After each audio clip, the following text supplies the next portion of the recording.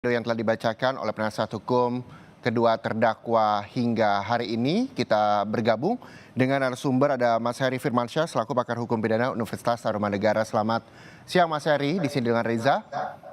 Mas Heri, ini tadi kita melihat bersama ada dua terdakwa yang telah dibacakan dupliknya oleh para penasihat hukum mereka masing-masing. Kita akan membahas satu persatu dulu.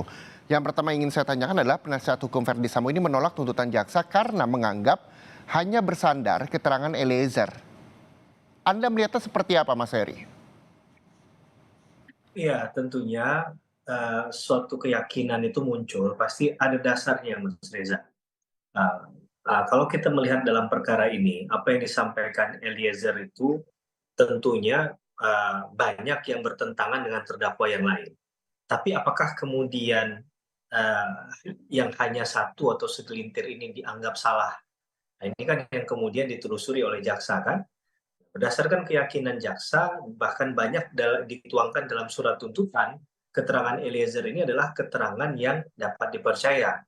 Nah, mengapa yang lain tidak dimasukkan? Karena mungkin asumsi saya berdasarkan apa yang disampaikan di surat tuntutan, ketika jaksa menyinggung masalah ketidakpercayaan, bahkan cenderung untuk mengatakan yang tidak sebenarnya, dan kemungkinan juga lingkar terdekat dari para terdakwa mengetahui hal itu tapi mendiamkan, itu kan berkali-kali juga sudah disinggung oleh jaksa penuntut umum. Dan bicara tentang keyakinan, kita nggak bisa menggoyahkan keyakinan orang lain ya, karena itu pasti berdasarkan penelusuran yang panjang juga. Sama seperti keyakinannya penasihat hukum, misalnya penasihat hukumnya Sambo bahwa Sambo nggak bersalah. Sambo hanya memerintahkan hajar, hajar itu nggak sampai mati begitu. Itu kan keyakinan juga yang dibentuk. Ya. Eee, Kalau bicara tentang dalil juga bisa dibantah misalnya. Dalil mana yang menguatkan hal itu? Dalil mana yang mengatakan misalnya tidak ada katakanlah, kliennya atau Sambo itu di sekitar TKP, Oke, kan berarti begitu. secara tidak langsung sah-sah saja begitu ya, Mas Heri ya. Lalu kalau misalnya Anda sendiri menilainya seperti apa? Apakah demikian sesuai dengan yang dikatakan oleh tim penasihat hukum dari Verdi Sambo? Iya, saya coba menyelami, perasaan seseorang kalau menjadi penasihat hukum ya. Tentunya ya inginnya kliennya pasti dapat, keringanan, bahkan kalau Mhm. bisa bebas ya pasti menuntut kalau bisa minta dituntut bebas.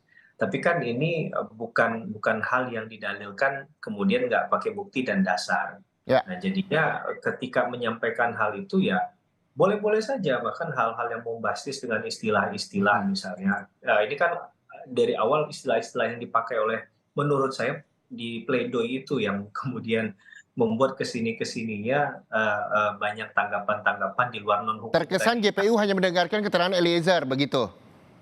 Ya, kalau bagi saya, mau mendengarkan dari siapapun kan yang penting adalah yang disampaikan adalah satu kebenaran material ya. Ya. Nah, masalah tadi ada beberapa keterangan yang sudah dibaca, yang sudah disampaikan di muka persidangan, Mhm. kemudian setelah dinilai ternyata tidak berkesesuaian, nah apakah kemudian itu harus dipersalahkan? Nah, kan itu yang tadi kita sampaikan, kalau kita bicara penghormatan dengan sehormat-hormatnya pembelaan itu dilakukan, baik dari sisi jaksa penuntut umum maupun kuasa hukum, Mhm. harusnya ini bukan bukan lagi menjadi bagian atau konsumsinya kan. Karena Eee, penasihat hukum dari Verdi Sambo, Mas Heri juga merasa dan beranggapan bahwa jaksa ini mendiskreditkan para saksi. Selama persidangan dimulai hingga saat ini, Anda melihatnya seperti itukah rasanya atau seperti ya, apa? itu kan bahasa yang, dicuplik kemudian dikait-kaitkan agar ini jadi memversuskan Jaksa antara dengan penasihat saksi, hukum. keterangan saksi itu sendiri dengan Mhm. jaksa penuntut umum misalnya. Jadi itu kan ya seolah-olah ya kalau menurut saya orang boleh aja punya perasaan yang begitu, tapi jangan baperan juga. Mhm. Jangan mengkaitkan kan perang pembuktian antara kuasa hukum dan jaksa penuntut umum, fair saja. Nggak usah dibawa-bawa orang di luar dari circle itu kan. Nah, Mhm. kalau kita terbiasa di bidang litigasi, ya kita sudah paham, kita nggak perlu membenturkan orang lain. Ini pertarungannya yang dimiliki oleh jaksa penuntut umum dengan penasihat hukum untuk membuktikan di depan Mhm. jaksa. Jadi lebih baik nggak usah dibenturkan dengan orang lain menurut saya. Oke, jadi one on one saja begitu ya? Ya, betul Mas.